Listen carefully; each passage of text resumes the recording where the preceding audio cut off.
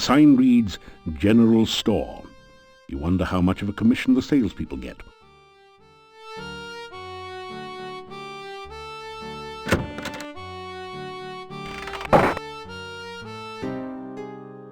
This general store is cheery and well lit, thanks to the warm hearth.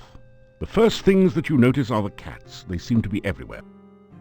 Then you see the shopkeeper, sitting on her rocking chair as she knits. She's a very, sturdy-looking woman.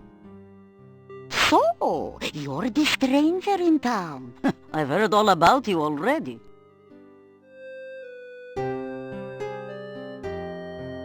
The cozy cat conveys a calmness most common in comfortable confine.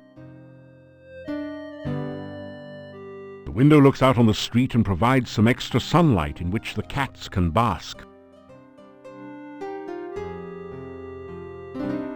The shopkeeper does a good business in clocks. Apparently the villagers like to be able to tell when night is approaching. This pot is looking a bit blue. Maybe that's because it hasn't been sold yet. Either garlic is one of the most popular products here, or the shopkeeper ordered way too much and hasn't been able to get rid of it.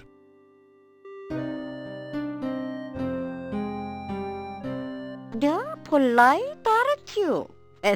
Manners are as manners do, as my husband used to say. We'll see. You can call me Olga. Mrs. Stovich is too formal after all. We don't welcome strangers here. They bring nothing but trouble. All the same, it's good to see a new face again. The shopkeeper looks concerned when you make the thief sign. I am sorry, but I don't have any medication for epileptics. Maybe Dr. Cranium could help you.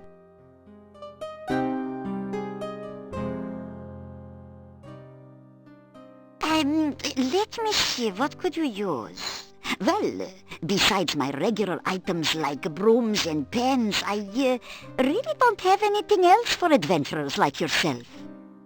I do have some lovely sandwiches you can use for rations. And garlic, of course you'll need garlic. I've also got some oil you can use to keep the weapons and armor from rusting. And if you like sweets, I've got some yummy homemade candy. Although the garlic-flavored ones have all been purchased by now. I'll have to make some more. Oh, and a shopping bag to carry things in. I have a couple of those left.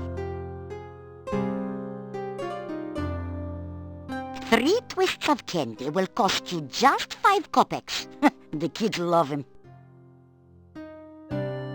Oh, now garlic is a must-have item. It's just 25 kopecks for a bulb, and it will add flavor to any food. Storekeeper looks around nervously for a moment, then continues. You know, some say garlic also has medicinal and protective properties. My husband always said I make the most interesting sandwiches. They're very good for you, and I only charge 50 kopecks each for them. The shopping bag costs 50 kopecks. It is very useful for carrying your purchases or other large things. A flask of household oil will cost you 100 kopecks. It's good for door squeaks and can also be used to loosen up rusty wagon wheels. I can sell you a very nice large pie pan for 250 kopecks. Oh my, I've always admired the men who can cook. You can purchase the hen broom for 350 kopecks. I'm sure you'll really clean up with it. Now, what would you like to know about? Yeah, Bella's a good woman. She's the one who really runs the inn. Her husband just gives orders. Someday she'll give Yuri a piece of her mind, and good for her. The things she puts up with. Bella, she was a pretty woman not long ago. Was not called Bella for nothing. Losing her only child really aged her. What a tragedy. The castle north of town was abandoned for many years. Then some strangers moved in 4 years ago. No one knows what goes on there now, but it won't be for the good, I'll tell you. Werewolves are gypsies, no question about it. They change into wolves at night, eating anyone they can get. Nothing can kill a werewolf but silver or magic, so you be careful out in the woods at night, you hear me? The gypsy camp is not at all that far from here. That is a bad place, and you'd better have nothing to do with it. It is dangerous and should have been torn down long ago. Many a stranger never came back after asking questions about it, so don't let your curiosity be the death of you.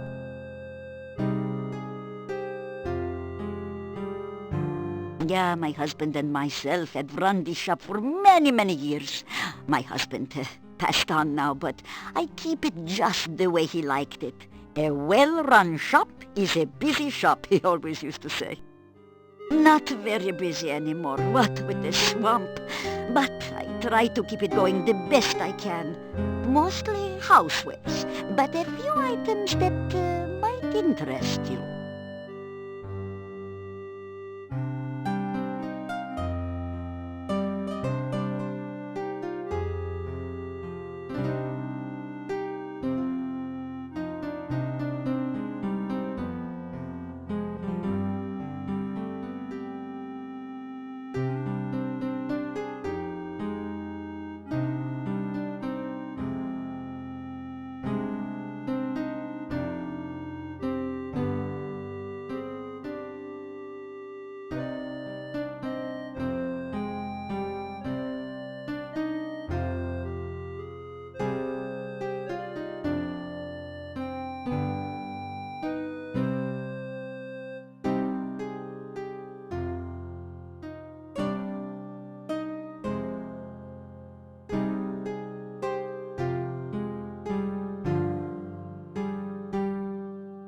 You be careful. We don't need you going around stirring up trouble, after all. Got enough as it is. If you do find something interesting, you let me know, of course, won't you?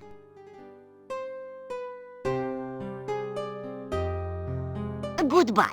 Or, as my dear departed Boris used to say, may the winds blow fair at your back.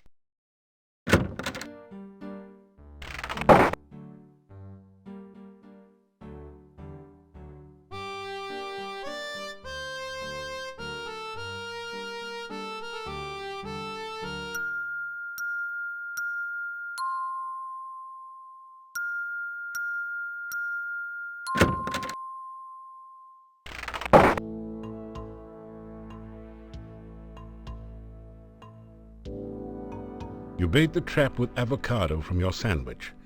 Avocado was never high on your list of favorite foods anyway.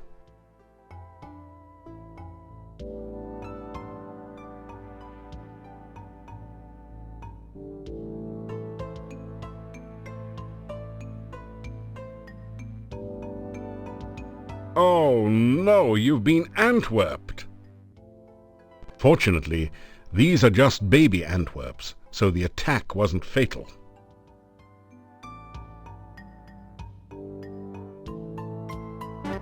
You've caught an Antwerp. It's simply amazing.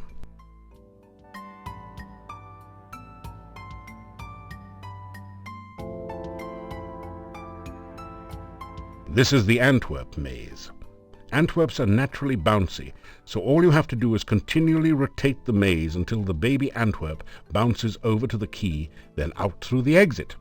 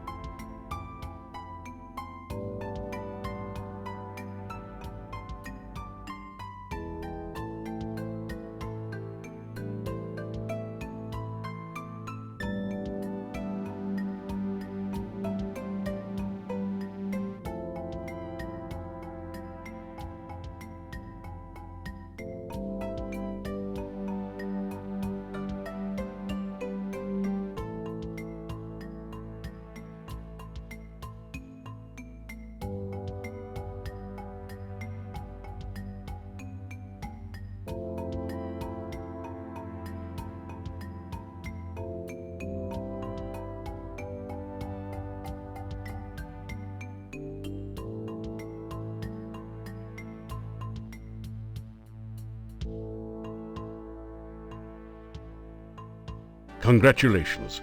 You've used the baby Antwerp to get Dr. Cranium's laboratory key from the maze. You add the key to your keyring.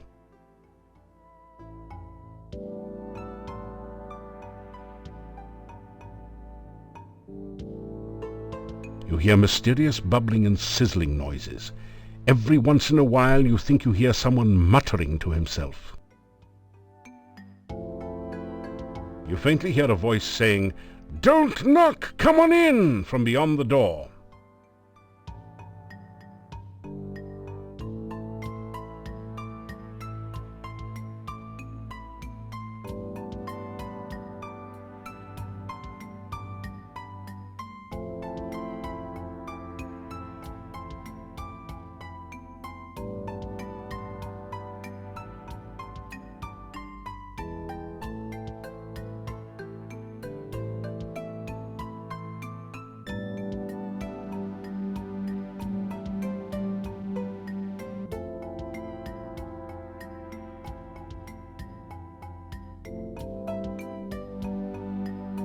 Great!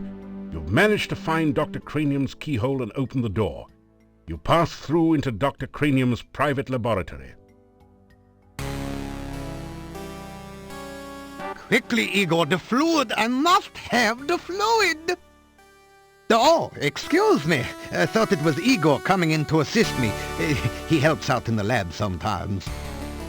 Now then, what can I do for you?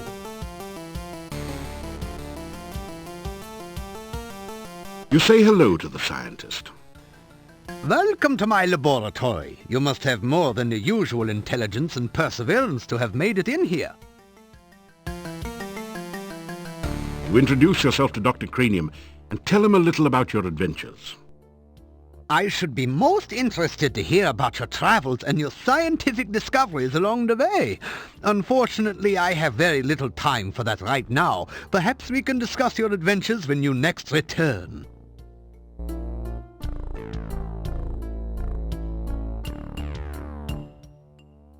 My name is Dr. Cranium. I am Moldavia's chief scientist and a certified genius.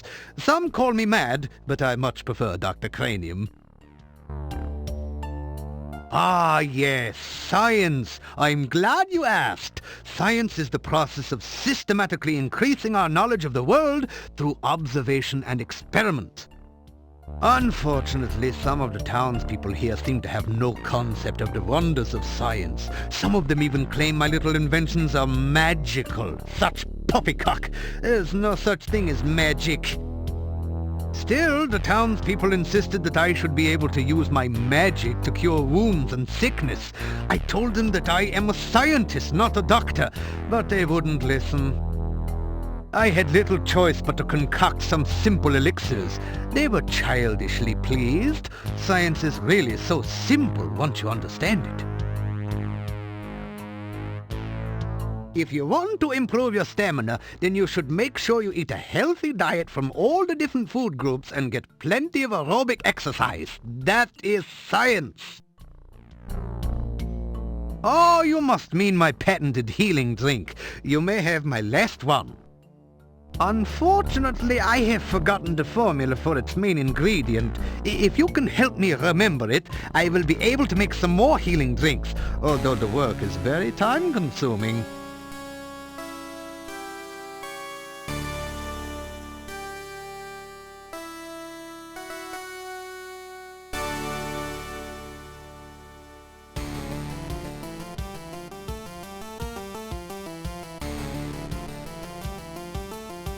Thank you. With that information, I'm sure I shall be able to create some sensational scientific solutions. Oh, you must mean my new universal poison antidote. You may have this one, but I will need some help with the formula to make more. Also, I am afraid I only have time to make one each day.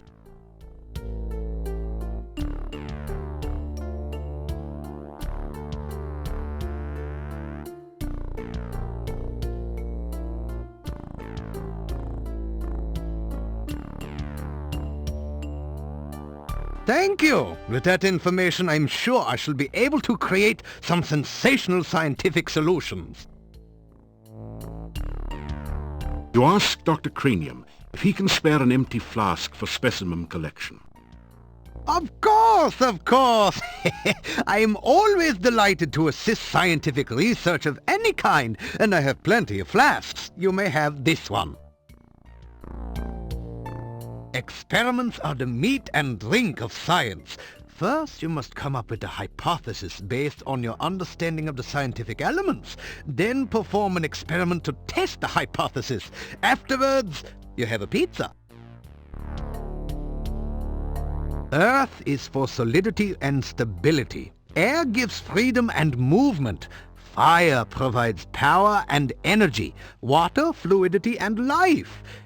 Pizza, of course, is the most important element of all. Pizza represents the essence of well-roundedness and regaining strength. Most importantly, you can have it delivered in under half an hour in most areas. A hypothesis is a scientific guess. One predicts the result of an operation, performs an experiment to test the prediction, then has a pizza to celebrate the result. It is very important to stay flexible, however. Sometimes the experiment may give a different result than predicted by the hypothesis. Since real scientists don't like to make mistakes, we always write the hypothesis in pencil. Pizza is a crucial ingredient in many scientific formulae. There is a nearly infinite variation in its effects, depending on whether one starts with pepperoni, mushrooms, artichokes, or plain cheese. One should always order extra pizza in case the experiment requires additional materials. Besides, science is hungry work.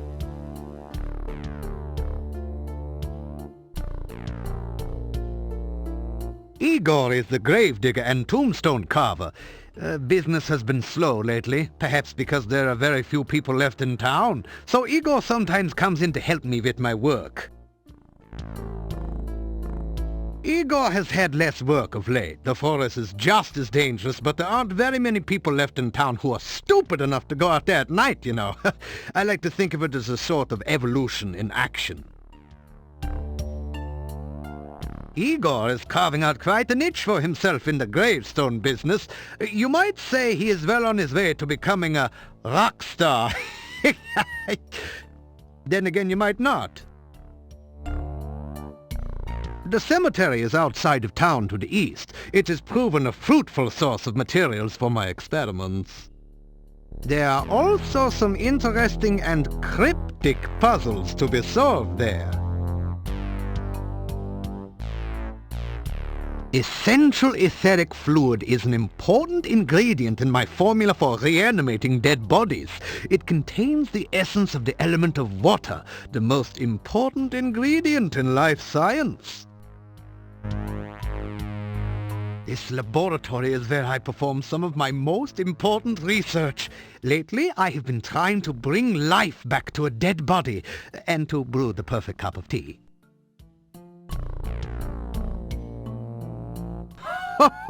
Reanimating the dead is just another day's work in the life of a scientist. Even science cannot bring a person back right the way they were, but one can use scientific principles to restore the semblance of life and energy to formerly dead flesh. The one alchemical combination that I have thus far been unable to fully analyze is that of a good cup of tea. I'm sure there must be a way to duplicate the effects of nature, but the results have not been promising so far. Perhaps you would like a cup of spearmint and beefsteak tea? I thought not. This is even harder than rehydration solution and reviving dead tissue. Research is the heart and soul of science. Without constant experimentation to prove or disprove one's hypotheses, the scientist is left trying to solve the world's problems by guesswork. That is hardly the most efficient way to achieve results. I try to maintain a modest selection of useful experimental equipment in my simple laboratory. Unfortunately, it has become very difficult to obtain the most modern scientific accessories since the road out of the valley became closed by the swamp. Ned? Ned? They all call me mad, but what do they know of madness? I am not mad. A bit perturbed about the world situation and how I get so little respect, perhaps, but certainly not mad.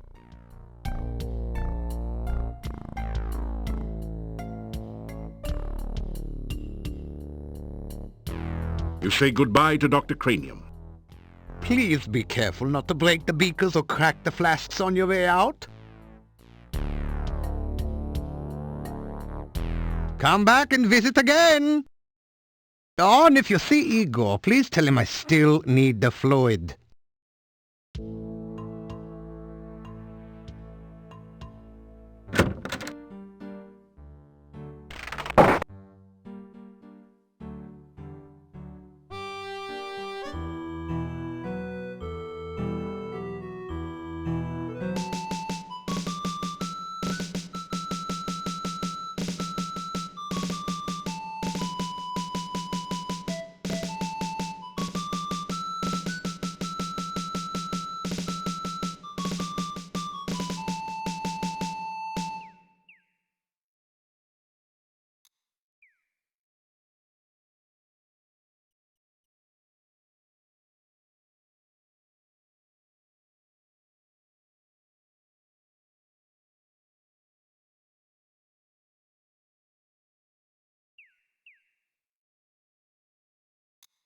A heavy gate blocks the way to the winding road. Far in the distance, you can see a majestic castle. Welcome to Mordavia. It's nice to have some fresh blood around here. We so seldom see strangers.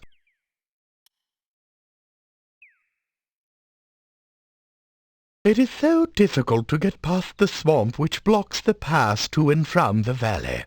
We haven't had a stranger here since the rains created the swamp several years ago. You've obviously done quite a lot for one person. It will be interesting to see what you do around here. You adopt the traditional thief sign position, wiggling the fingers of your right hand and rubbing your belly with your left hand. No one seems particularly impressed.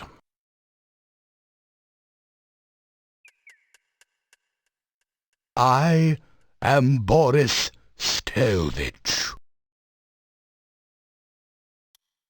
This is the castle of the Boyars, the title of the rulers of Mordavia. It once belonged to the Borgov family for generations, but the last Borgov has been dead for many years. Mordavia is the name of this valley and of the town. Even the inn is called the Hotel Mordavia. The name means Dark Valley.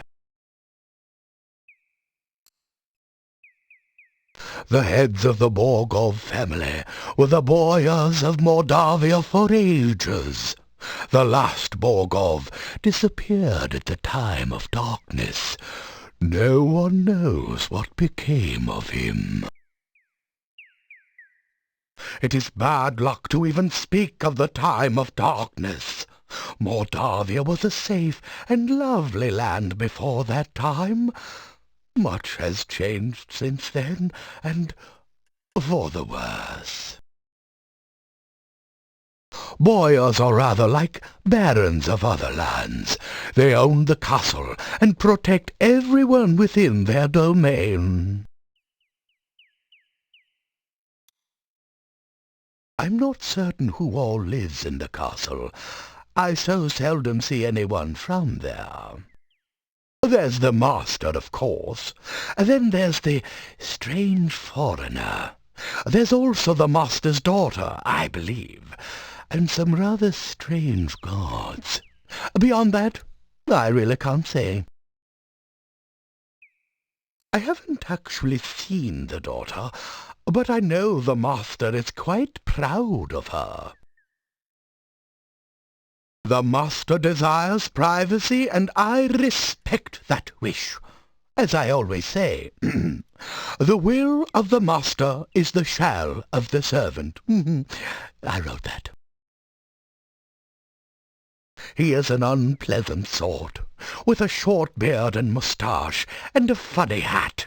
He is rude when giving orders, and he has the habit of staring at a person and licking his lips. Most unsavoury. I have only caught glimpses of them occasionally, but I don't think they are quite human. No matter. If a man does a good job, then whether he is a man does not matter.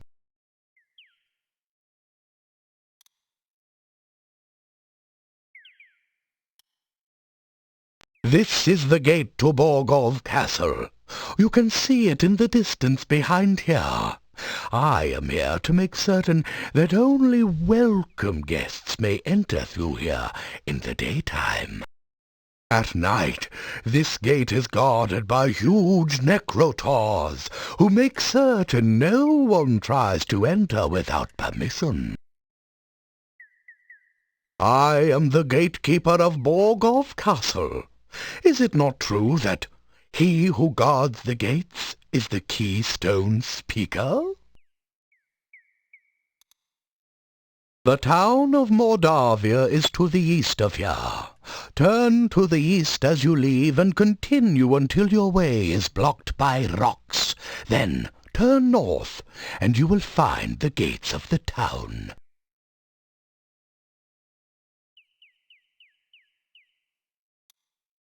Farewell, and may you find whatever you seek. Goodbye, young man.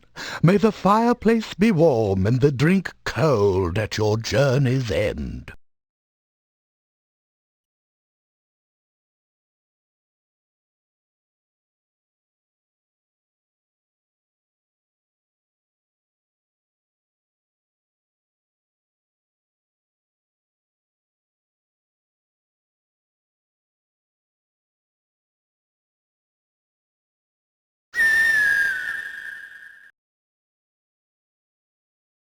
You grab a handful of rocks.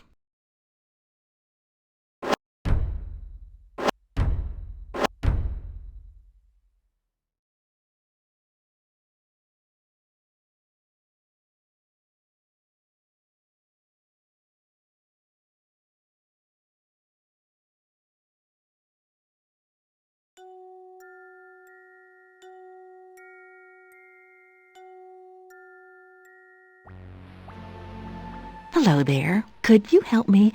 This water is so cold and I need someone to help warm me. You stand on the shores of a vast and beautiful mountain lake. To the north and east lies the pine forest. To the south, the lake drains into a dark and dismal swamp. The lake stretches out to the west as far as your eyes can see. Its crystal clear waters are probably icy cold from the mountain runoff. This is one of the most beautiful women you've ever seen. She has lovely, long, golden green hair, although your eyesight tends to focus a bit lower than that. It is so cold here in the lake. Please, come and hold me and help me to be warm again.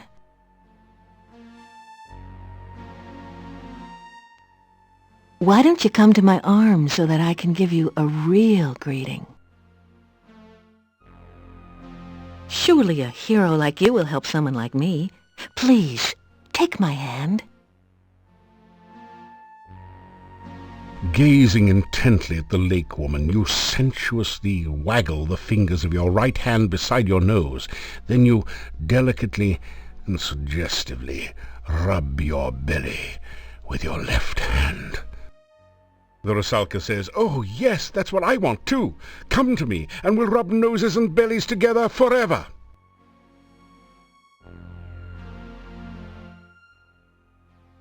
I am the Rusalka. Please, take my hand and help me. If you take my hand, I'll be happy to show you what the lake is like. If you take my arms, I'll be happy to talk to you about anything you'd like. You ask what a nice girl like her is doing in a place like this. It's so nice here in the water. Why don't you join me? Please, don't leave me here so alone and cold. I need you.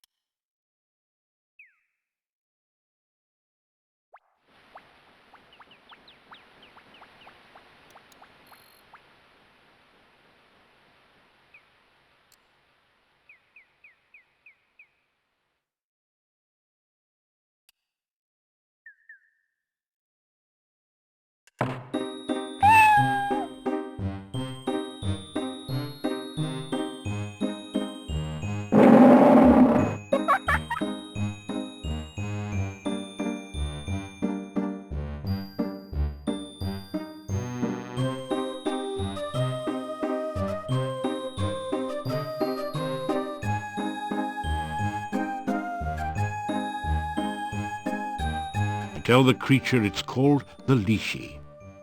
Ah, that's the price of too much fame. Now you've gone and guessed my name.